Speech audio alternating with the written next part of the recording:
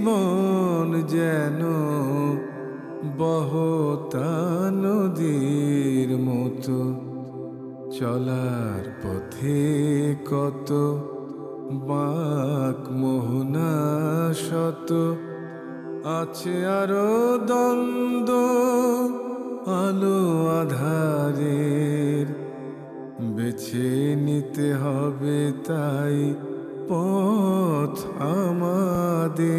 আসসালামু আলাইকুম প্রিয় দর্শক, আপনারা যারা দেশে আছেন প্রবাসে, সবাইকে জানাই অনেক অনেক প্রীতি ও শুভেচ্ছা। শুরু হলো এনটিভি আয়োজিত এবং লাভ হলো নিবেদিত টক শো আলোকপাত। আমাদের আজকের বিষয় রহমাতুল্লিল আলামিন।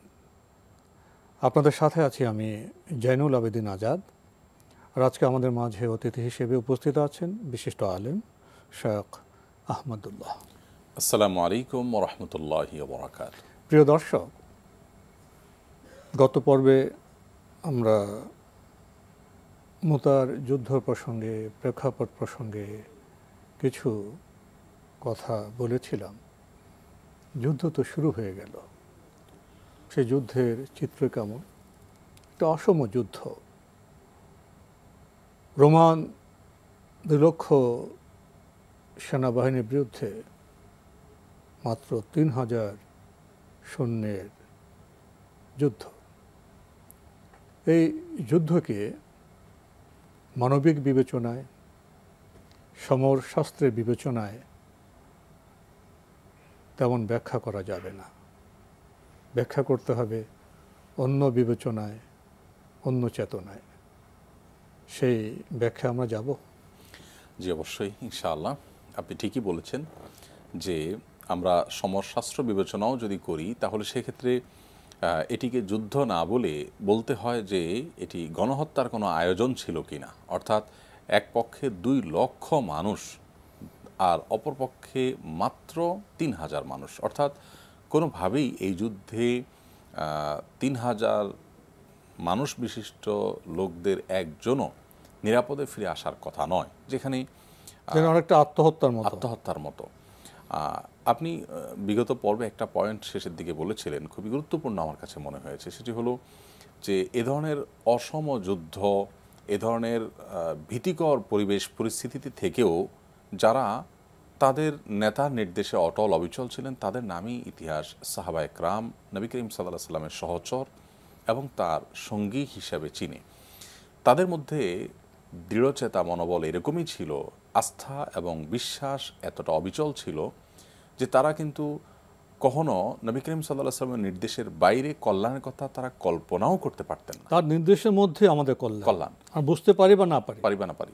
এবং ইতিপূর্বে বিভিন্ন ঘটনা থেকে তারা সেটি প্রমাণও দেখেছেন যে নবী করিম সাল্লাল্লাহু আলাইহি ওয়াসাল্লামের নির্দেশের মধ্যেই তাদের জন্য কল্যাণ রয়েছে। তারা হুদায়বিয়ার সময় ফিরে এসেছেন, যেতে পারেননি ওমরা করতে, বাহ্যিকভাবে মন খারাপ হয়েছে, কিন্তু পরবর্তী বছর তারা যে চমৎকারভাবে ওমরা সম্পাদন করেছেন, মাঝ দিয়ে খায়বার বিজয় করেছেন, দিনের প্রচার করতে পেরেছেন, পতাকা ও কাজ করতে পেরেছেন, নিরাপত্তা পেয়েছেন।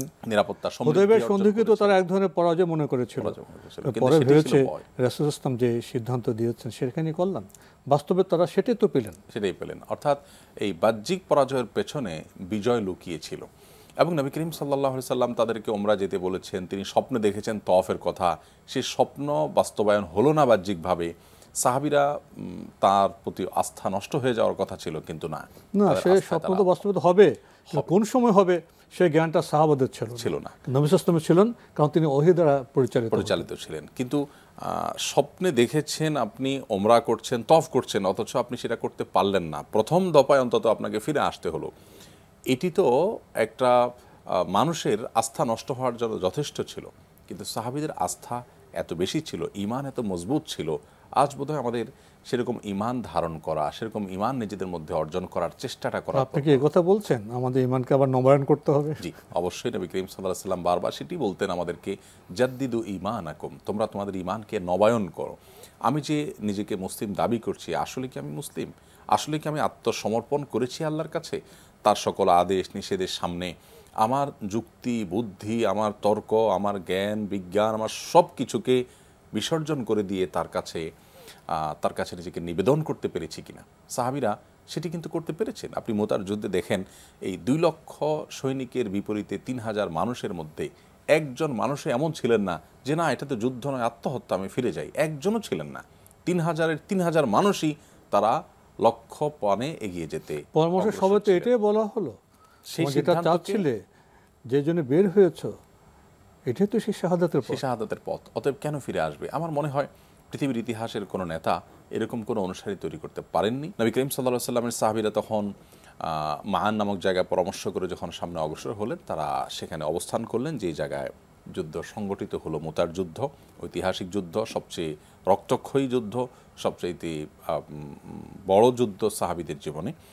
তো সেখানে প্রথমেই মুসলমানদের প্রথম পতাকাবাহী সাহাবী যায়েদ ইবনে হারিসা রাদিয়াল্লাহু তাআলা আনহু, নবী সাল্লাল্লাহু আলাইহি ওয়াসাল্লাম যাকে মূল দায়িত্ব দিয়েছেন, তার নেতৃত্বে যখন যুদ্ধ চলছে, একটা সাদা পতাকা ছিল, তিনি সে পতাকা ধারণ করে যুদ্ধ করছিলেন। কিন্তু যুদ্ধ করতে করতে একটা পর্যায়ে তিনি পরাস্ত হলেন, তিনি পড়ে গেলেন, তার হাত থেকে পতাকা পড়ে গেল।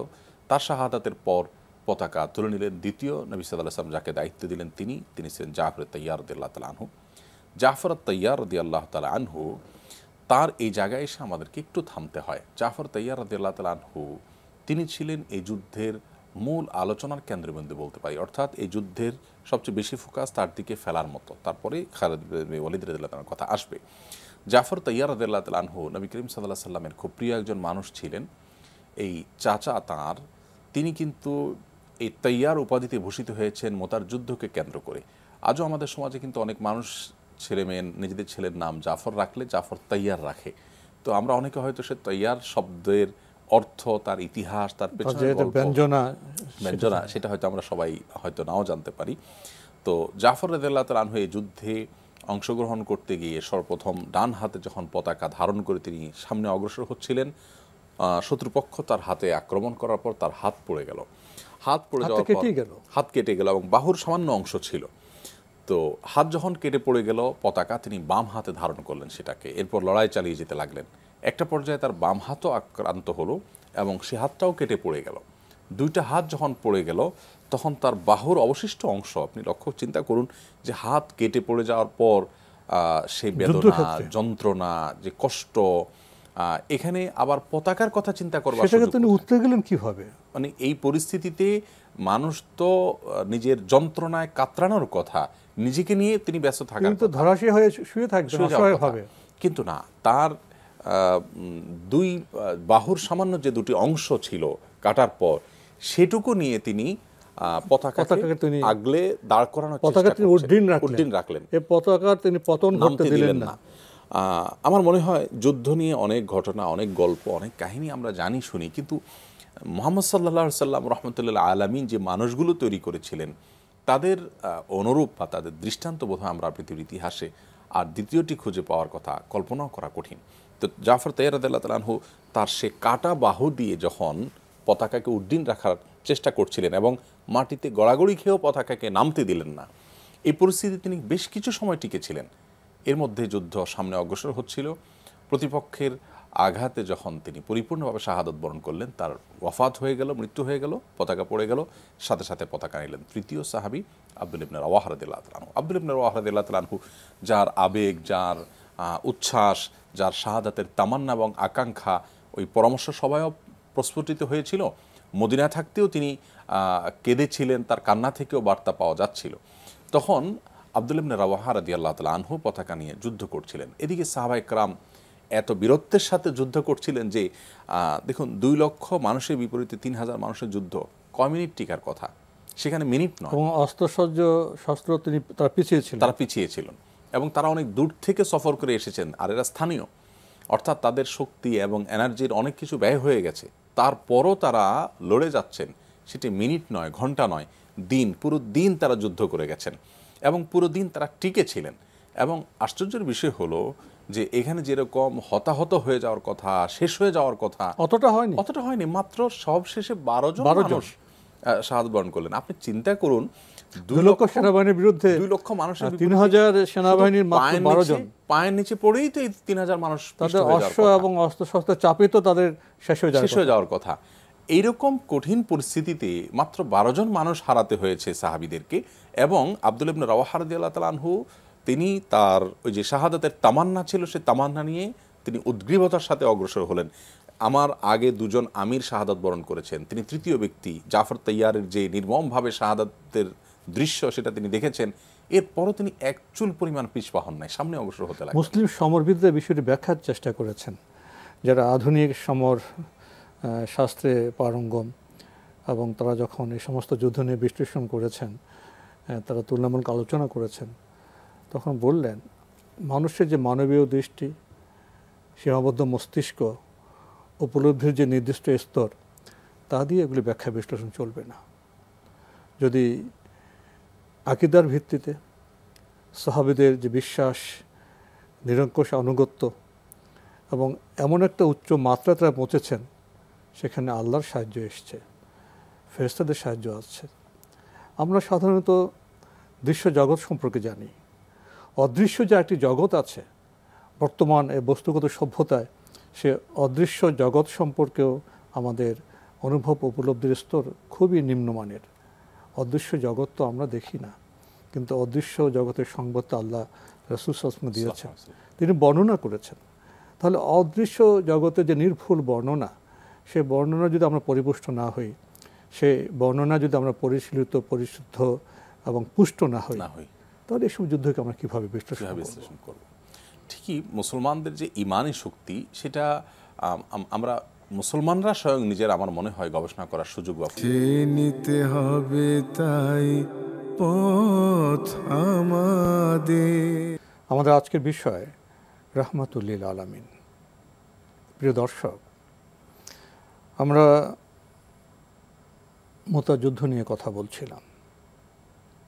আমরা প্রথম বিশ্বযুদ্ধের পাঠক, দ্বিতীয় বিশ্বযুদ্ধের পাঠক, আমরা কোল্ড ওয়ারের পাঠক, এবং বর্তমান বিশ্ব সভ্যতায় একের পর এক যে যুদ্ধগুলো হয়ে যাচ্ছে, আমরা সেটা ইরাক যুদ্ধ বলি, আফগান যুদ্ধ বলি, রুশ এবং ইউক্রেন যুদ্ধ বলি, আমরা সেগুলো দর্শক। এসব যুদ্ধের বৃত্তান্ত আমরা ডিজিটাল মাধ্যমে, প্রিন্ট মিডিয়ার আলোকে, গ্রন্থের আলোকে আমরা পাঠ করতে পারছি, জানতে পারছি। কিন্তু পার্থক্য অনুভব করবেন মুতা যুদ্ধের যে ইতিহাস, এখানে দৃশ্য অদৃশ্য জগৎ, বস্তুগত বিশ্লেষণ, আকিদার বিশ্লেষণ, বর্তমান সভ্যতায় এই তুলনামূলক আলোচনা খুবই প্রাসঙ্গিক। এই আলোচনায় আমরা গভীরে যেতে পারলে হয়তো আমরা অনেক কিছু উপলব্ধি করব। আমরা যখন তুলনা করব এই মুতার যুদ্ধকে প্রচলিত যুদ্ধগুলোর সাথে, তখন মুসলমানদের শক্তির মূল জায়গাটা কোথায়, যে কোনোভাবেই তাদেরকে দমানো যায়নি, কোনোভাবে তাদেরকে থামানো যায়নি, অগ্রযাত্রাকে ব্যাহত করা যায়নি, কি শক্তি ছিল? আধুনিক অস্ত্রশস্ত্রে সজ্জিত, সংখ্যায় অনেক বেশি সমৃদ্ধ, এরকম কিছু তো ছিল না।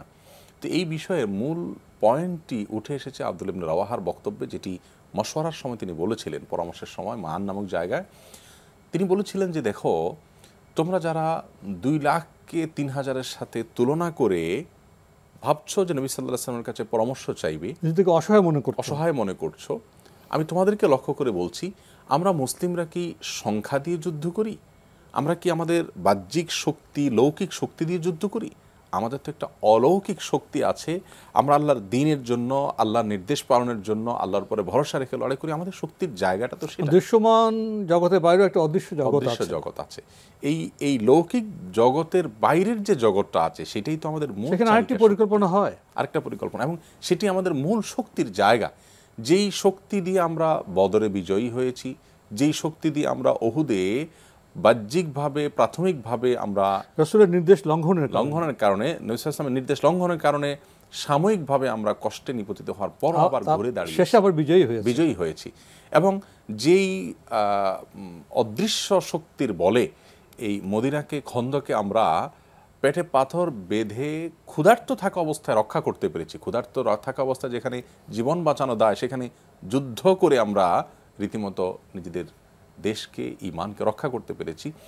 সেই জাতি আমরা, আমাদের শক্তির জায়গাটা কোথায়? অদৃশ্যের জগতে যত বেশি আমি যেতে পারবো, যত ডিপে ঢুকতে পারবো, তত বেশি আমার মনোবল চাঙ্গা হবে, শক্ত হবে। অদৃশ্য জগৎ আমাদের দৃষ্টির বাইরে, সেটি বাস্তবতা আছে, রাসূল বলেছেন, সাল্লাল্লাহু আলাইহি ওয়াসাল্লাম। কোরআন বলেছে।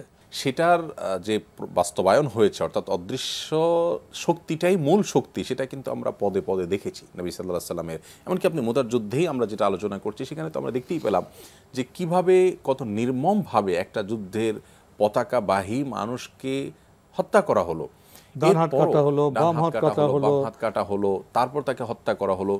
এত নির্মমতার পরে এই দৃশ্য দেখার পর সৈনিকরা সাধারণভাবে মনোবল দুর্বল হয়ে যাওয়ার কথা, পৃথিবীর যত সমর বিশ্লেষক আসুক পিছু হটার কথা।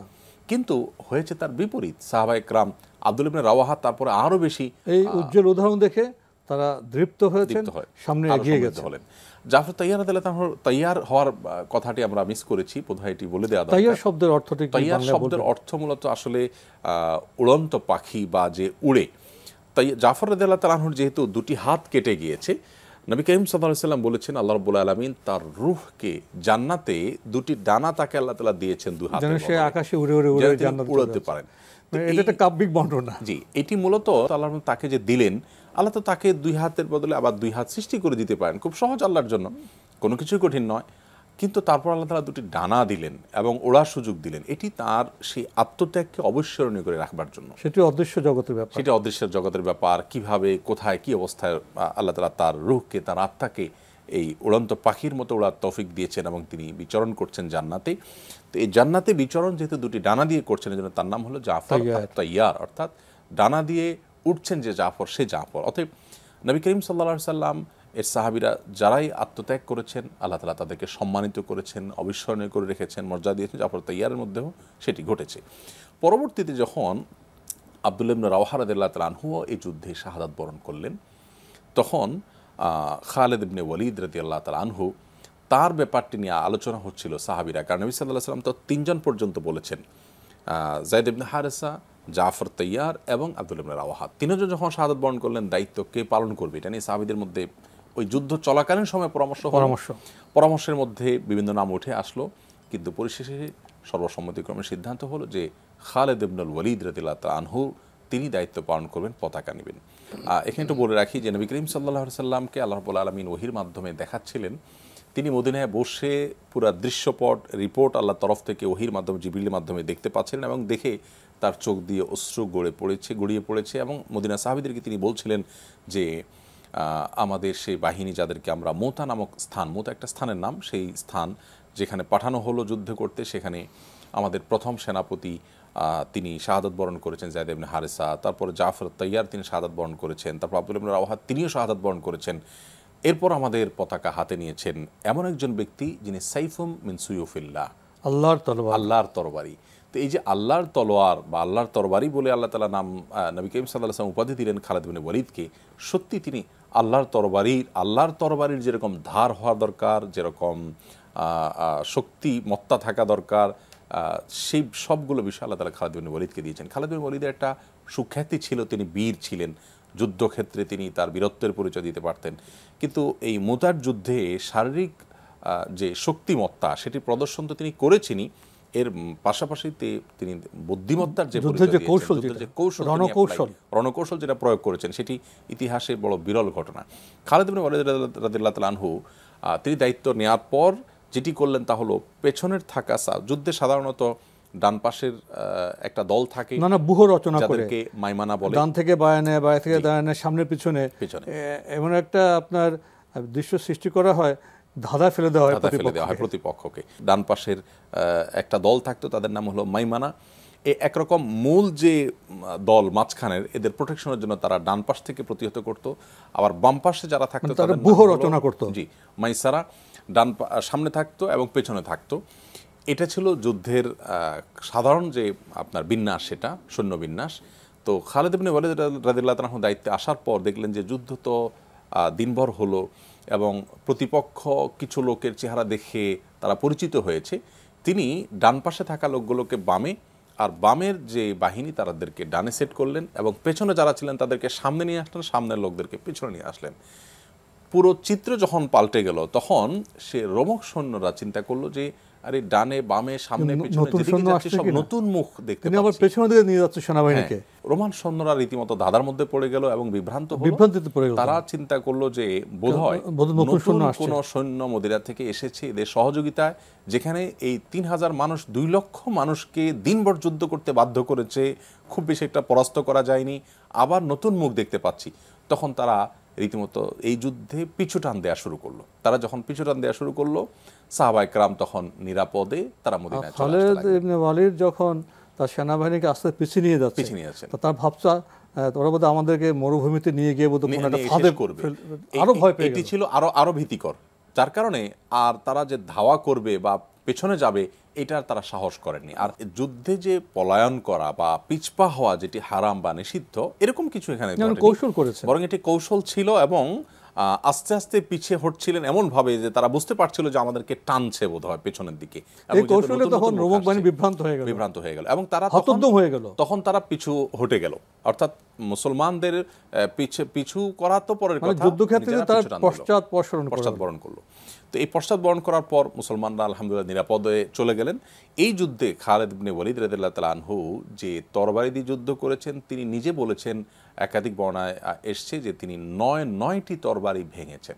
কতটা যুদ্ধ করেছেন, কতজনকে উনি নিহত করেছেন। একটা তরবারি কি পরিমাণ পরিচালনা করার ফলে সেটা ভাঙতে পারে, এরপরে সংঘর্ষ হওয়ার পরে বাহুর শক্তি কি পরিমাণ ছিল, নিজেকে কতটা তিনি উজাড় করে দিয়ে যুদ্ধ করেছেন, সেটা বোধহয় ৯টি তরবারি ঘটনা ভাঙার মধ্যে দিয়ে আমরা বোধহয় এই চমৎকার বিষয়ে কৌতূহল উদ্দীপক এই যে বর্ণনা আর অগ্রসর হতে পারবো না সময়ের কারণে, এখানে শেষ করতে হচ্ছে।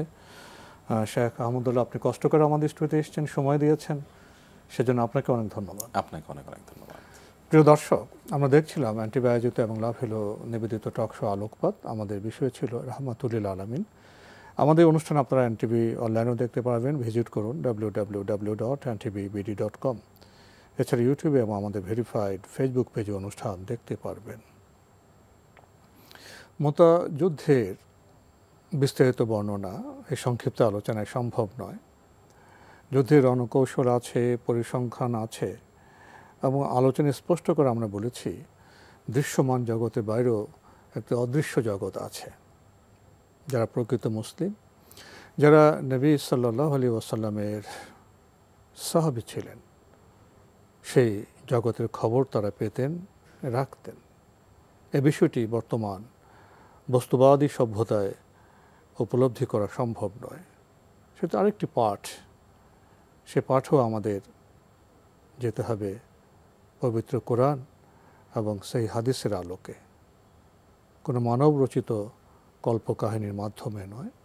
যুদ্ধে আমরা দেখেছি, সেনানায়কদের শাহাদাতের আমরা কাহিনী শুনেছি এবং খালিদ ইবনে ওয়ালিদের যে রণকৌশল, সে বিষয়টি আমরা উপলব্ধি করেছি।